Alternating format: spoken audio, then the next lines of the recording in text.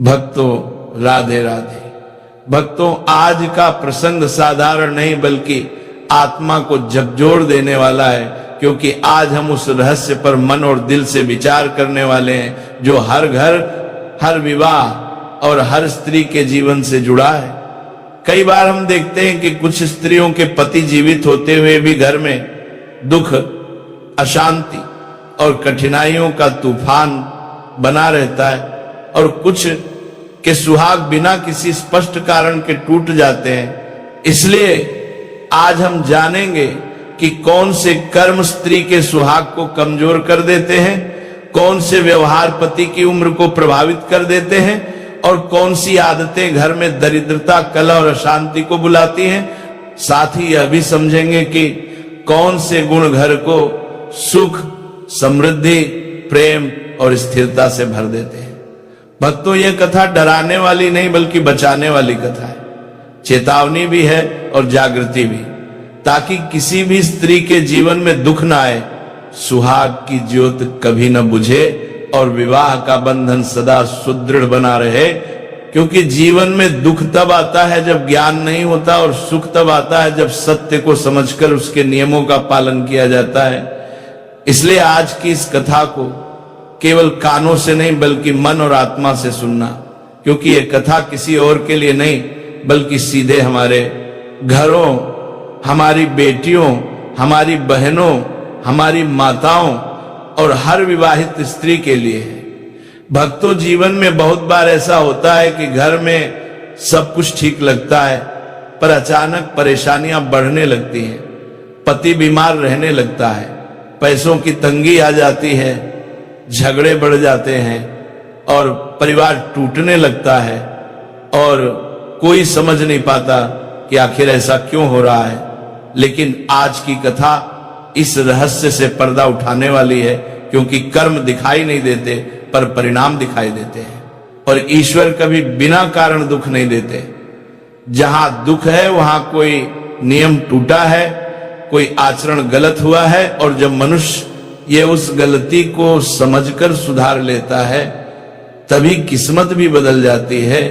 इसलिए ये कथा दोष बताने के लिए नहीं बल्कि सुधार कराने के लिए है। भक्तों, कथा की शुरुआत यमपुरी से होती है, जहां धर्मराज अपने स्वर्ण सिंहासन पर विराजमान है। तभी आकाश के तेजस्वी राजा पक्षीराज गरुड़ उनके पास पहुंचते हैं और प्रणाम करके कहते हैं कि हे सूर्य तनय, मेरे हृदय में एक ऐसा प्रश्न है जिसका उत्तर पृथ्वी पर किसी भी ग्रंथ, किसी भी विद्वान और किसी भी ज्ञानी को नहीं मिला। यदि आपकी कृपा हो तो मेरे मन की पीड़ा शांत हो सकती है। धर्मराज गरुड़ देव की बेचैनी देखकर गंभीर हो जाते हैं और कहते हैं कि हे पक्षीराज, आप महान ज्ञानी हैं, फिर ऐसा कौन सा प्रश्न है जिसने आपके मन को विचलित कर दिया है। तब गरुड़ देव कहते हैं कि हे धर्मराज, आज जब मैं आकाश मार्ग से गुजर रहा था तब मैंने पृथ्वी लोक पर एक दृश्य देखा जिसने मेरे मन को दर्द और भ्रम से भर दिया।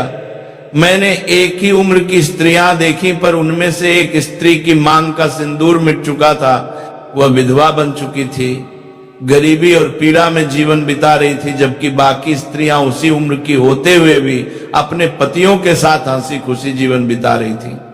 मेरे मन में प्रश्न उठा कि आखिर वो कौन सा पाप था, कौन सी गलती थी जो उस एक स्त्री ने की, जिसके कारण उसका सुहाग टूट गया और उसका पति समय से पहले मृत्यु को प्राप्त हो गया, जबकि अन्य स्त्रियां सुखी हैं।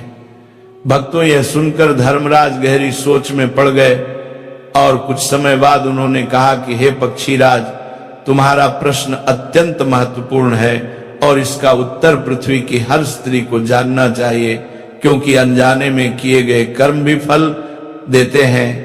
कुछ कर्म सुहाग को बढ़ाते हैं और कुछ कर्म सुहाग को नष्ट कर देते हैं। यह सुनकर गरुड़ देव हाथ जोड़कर कहते हैं कि हे धर्मराज, कृपया इस रहस्य को उजागर कीजिए, और मैं वचन देता हूं कि आज जो ज्ञान मैं प्राप्त करूंगा उसे पूरी पृथ्वी की स्त्रियों और पुरुषों तक पहुंचाऊंगा।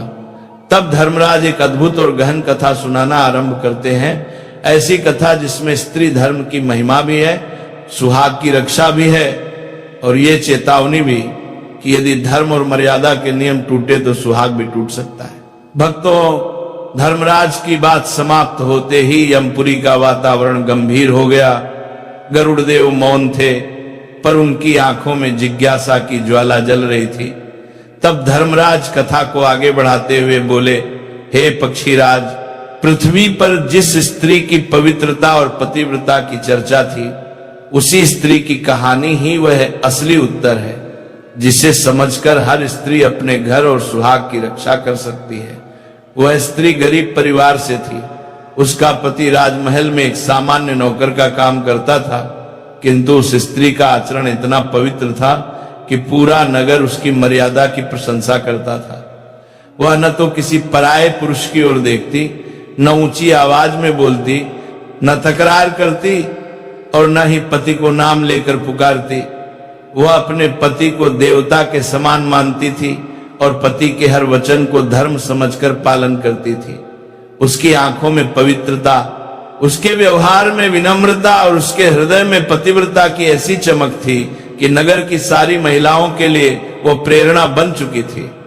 ऐसी स्त्री को देखकर लोग कहते थे कि यदि इस पृथ्वी पर कोई सच्ची पतिव्रता है तो वो वही है। भक्तों, सत्य और धर्म सदैव चमकता है और उसकी महिमा छिपाए नहीं छिपती। इसी कारण उसकी लोकप्रियता बढ़ती गई। बात फैलते फैलते राजमहल तक जा पहुंची और राजा के कानों तक पहुंची कि नगर में एक स्त्री है जो धर्म, मर्यादा और चरित्र की प्रतिमूर्ति है। राजा को आश्चर्य हुआ और साथ ही जिज्ञासा भी जागी। उन्होंने दरबार में उस नौकर को बुलवाया और पूछा, क्या यह सत्य है कि तुम्हारी पत्नी इतनी ही चरित्रवान और पतिव्रता है जितनी बातें नगर में कही जा रही हैं? भक्तों, नौकर ने गर्व और विनम्रता के साथ सिर झुकाकर कहा, महाराज, मेरी पत्नी न केवल पतिव्रता है बल्कि उसके मन, वचन और आचरण में पति के प्रति पूर्ण निष्ठा है। वह कभी मर्यादा से बाहर एक शब्द तक नहीं बोलती, किसी पराये पुरुष की ओर दृष्टि नहीं उठाती और मेरी आज्ञा को ही जीवन का धर्म मानकर चलती है।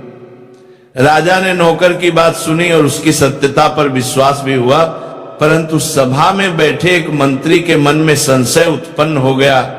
वह व्यंग्य भरी मुस्कान के साथ बोला, महाराज, कोई भी स्त्री चाहे कितनी भी सती साध्वी क्यों न हो, पराये पुरुष को कभी न देखे। ऐसा असंभव है। परिस्थितियां बदलते ही चरित्र भी बदल जाते हैं। मंत्री के इन शब्दों ने दरबार में हलचल मचा दी, पर मंत्री यही नहीं